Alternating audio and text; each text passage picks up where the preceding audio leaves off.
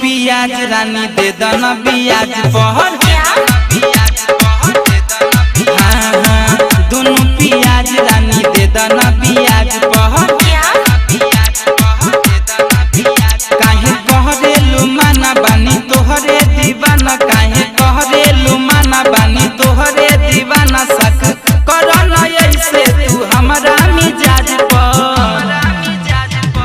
दोनों पियाज रानी दे दना पियाज पर दोनों पियाज रानी दे दना पियाज पर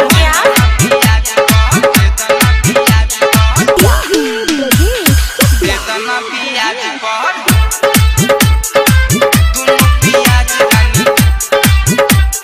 दे दना पियाज पर रिकॉर्डिंग स्टूडियो राजगीर गजब कमरिया मारे ही लोहरा मन करेला तोहे सटली कोहरा गजब कमरिया मारे ही लोहरा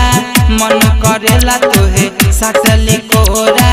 काहे सतावतारू भीरी ना आवतारू मिले जाइब तोहरे कहीं आवाज पर दोनों पियाज रानी दे दना पियाज पहर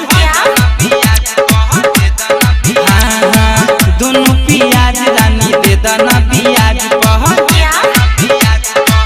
दना पियाज पहर दोनों पियाज रानी दे दना पियाज पहर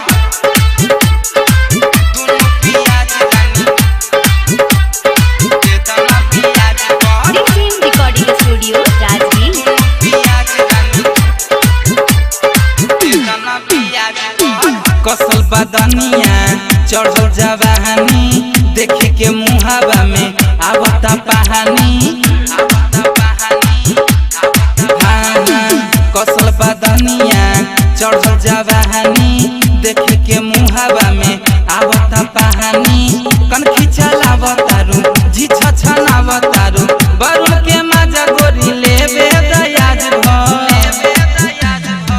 दोनों पियाज रानी दे दना पियाज पहर दोनों पियाज रानी दे दना पियाज पहर काहे कहरे लुमाना बानी तोहरे दीवाना काहे कहरे लुमाना बानी तोहरे दीवाना सक करो न ऐसे तू हमरा मिजाज पर दोनों पियाज रानी दे दना पियाज पर दोनों पियाज रानी दे दना पियाज